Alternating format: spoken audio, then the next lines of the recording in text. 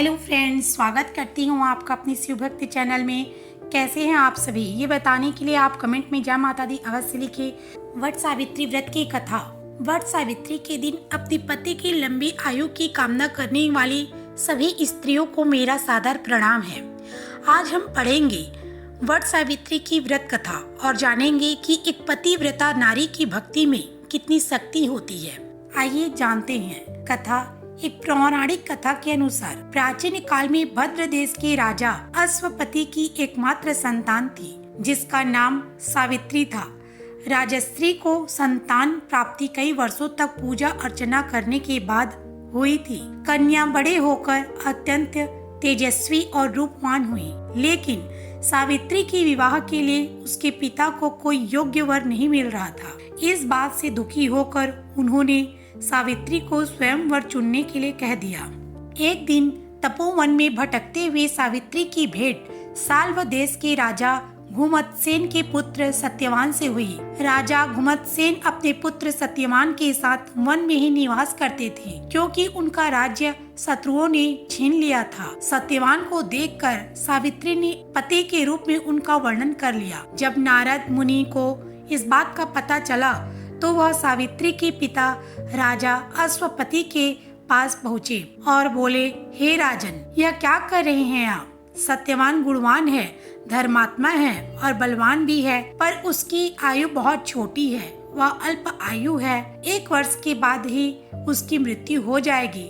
नारद जी ने सावित्री को चेतावनी देते हुए कहा कि पुत्री, तुमने जिस राजकुमार को अपने वर के रूप में चुना है वह अल्प आयु है, तुम्हें किसी और से विवाह करना चाहिए। ऋषि राज नारद की बात सुनकर राजा अश्वपति अत्यंत चिंतित और दुखी हो गए। यह सब देखकर सावित्री ने अपने पिताजी से कहा कि आर्य कन्याएं अपने पति का एक बार ही वरण करती हैं और राजा भी एक बार ही आज्ञा देता है, इसलिए मैं सत्यवान से ही विवाह करूंगी। सावित्री अपने निर्णय पर अडिग रही और आखिरकार उनका विवाह सत्यवान से हो गया। विवाह के पश्चात वे राजवैभव छोड़कर वन गमन कर गई और वहां अपने पति और परिवार की सेवा करने लगी। लेकिन सत्यवान की मृत्यु का समय निकट आ रहा था और इस चिंता में सावित्री अधीर होने लगी। सावित्री ने अपने पति की दीर्घ आयु के लिए उपवास रखना शुरू कर दिया। साथ ही उन्होंने नारद मुनि द्वारा कथित निश्चित तिथि पर पितरों का पूजन भी किया। जिस दिन सत्यवान के महाप्रयाण का दिन था, उस दिन वह लकड़ियां काटने जंगल गए। सावित्री भी उनके पीछे जंगल की ओर निकल पड़ी। वहां सत्यवान को दर्द होने लगा और वे मूर्छित होकर धरती पर गिर पड़े। सावित्री ने सत्यवान के सिर को अपनी गोद में रख लिया और वहां यमराज प्रकट हो गए। बिना विचलित हुए पूरे विश्वास के साथ सावित्री ने यमराज जी से सत्यवान के प्राण न ले जाने की प्रार्थना की, लेकिन यमराज देव नहीं माने।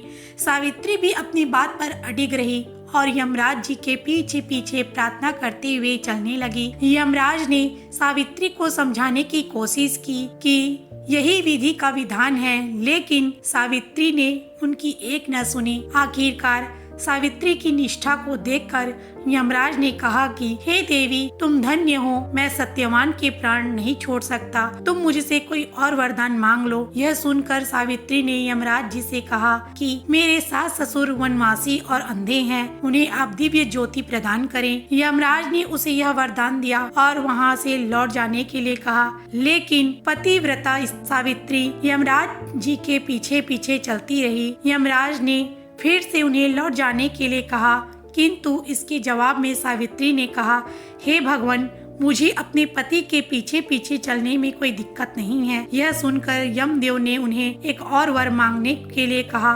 सावित्री ने अपने ससुर का राज्य वापस मांग लिया। इसके बाद सावित्री ने यमदेव से वर मांगा, मैं सत्यवान के 100 पुत्रों की मां बनना चाहती हूँ, कृपया कर आप मुझे यह वरदान दे।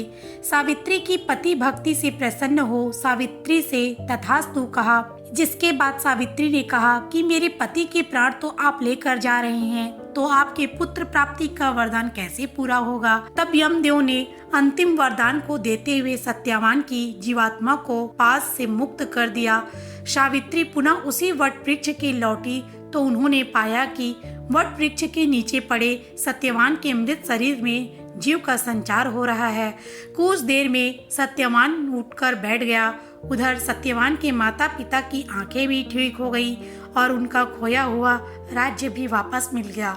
इसी तरह से वट सावित्री व्रत की कथा संपन्न हुई। जय श्री कृष्णा। राधे राधे दोस्तों।